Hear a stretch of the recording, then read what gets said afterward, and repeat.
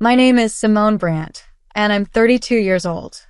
I remember the exact moment my life split into two versions, the one where I kept quiet and the one where I finally didn't.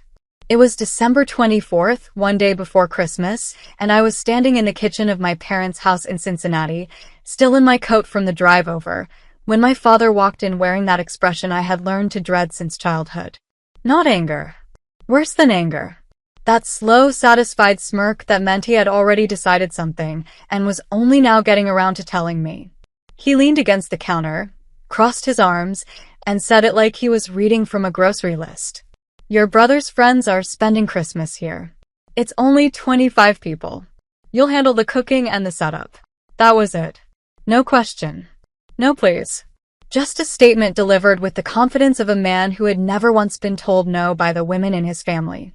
My brother Trevor was standing behind him in the doorway, and when I looked at him, hoping for some flicker of discomfort, some small sign that he understood how insane this was, he just nodded. Like it was already settled. Like I was already the help. I stood there for a moment, coat still on, bag still over my shoulder. 25 people. Christmas Eve. Less than 24 hours notice.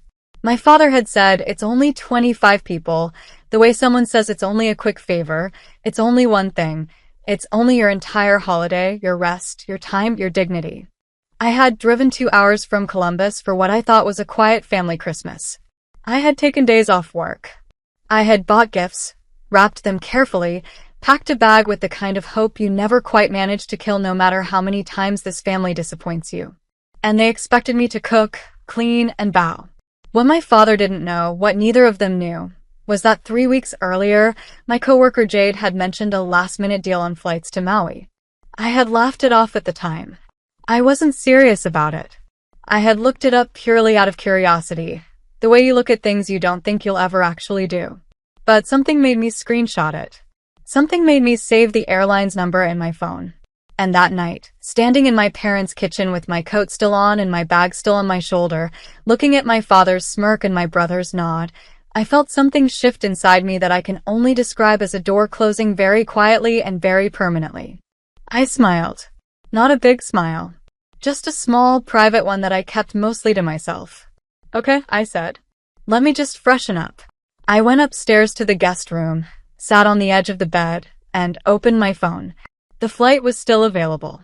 There was one seat left on a red-eye departing Cincinnati at 11:45 that night, arriving in Maui the following morning.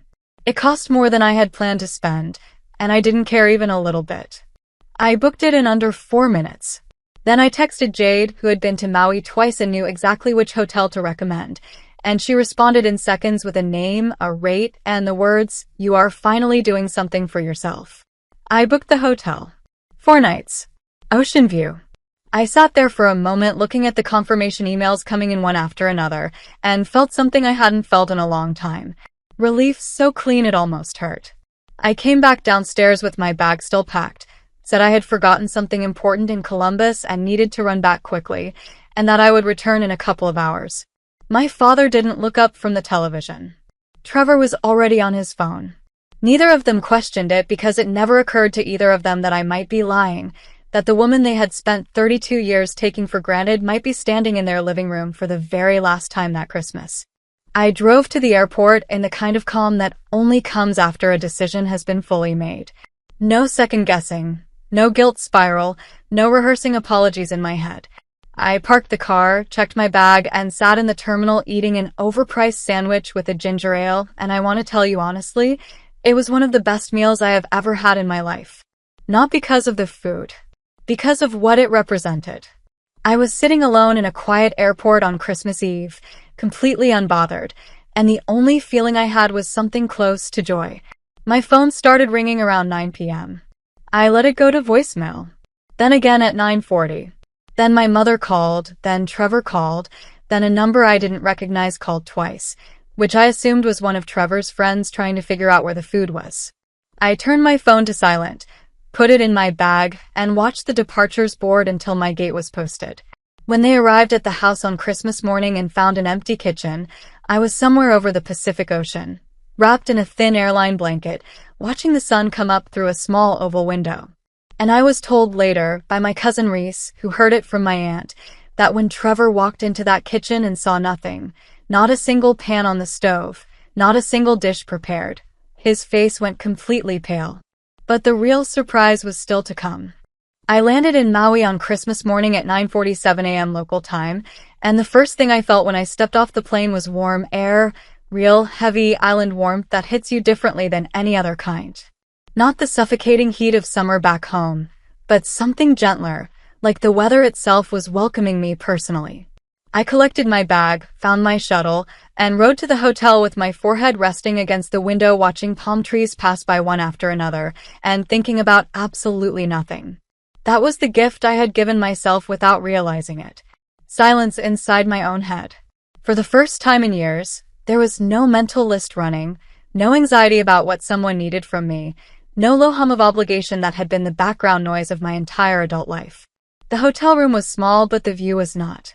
I stood on the narrow balcony for almost 20 minutes just looking at the water. The ocean in Maui is a color that photographs never quite capture, this deep, shifting blue-green that changes depending on where the light is sitting. I stood there until my legs got tired, then I ordered room service, ate on the balcony in my pajamas, and fell asleep by early afternoon with the sliding doors still open and the sound of waves coming in off the Pacific. My phone had accumulated 31 missed calls by the time I turned the volume back on that evening. My father had called 7 times. Trevor had called 9. My mother had left 4 voicemails, each one progressively more dramatic than the last. The first was confused. The second was irritated.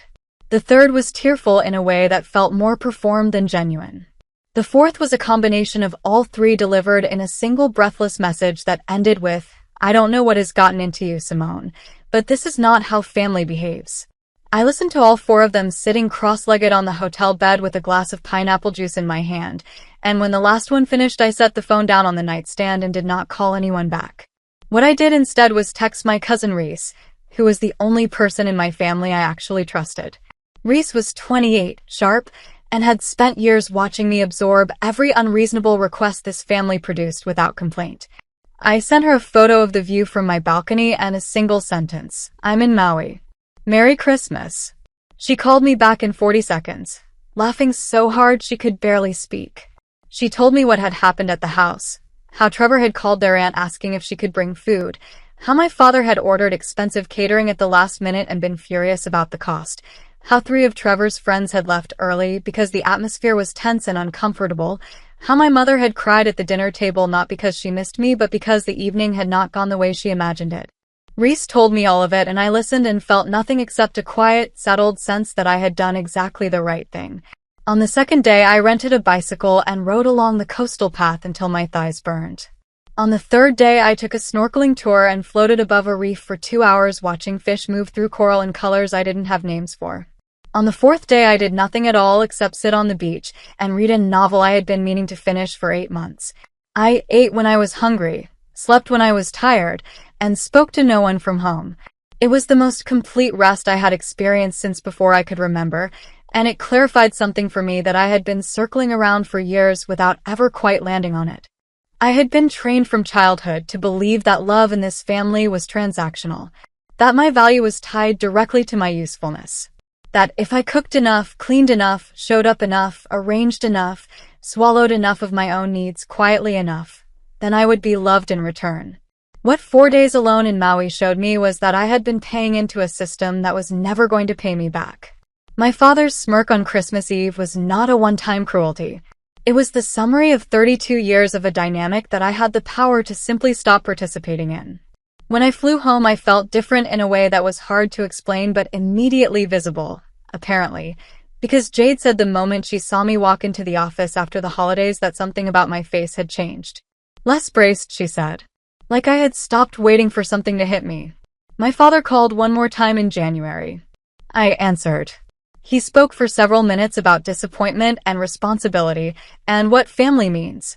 I waited until he finished and then I said, clearly and without any shakiness in my voice, that I would not be available to serve as staff at any future family events, that my time had the same value as anyone else's in this family, and that if that was difficult to accept then we could revisit our relationship on those terms. He hung up. I put the phone down and made myself a cup of tea and stood in my own kitchen, in my own apartment, in my own life, and felt something that I think was the closest thing to peace I had ever known.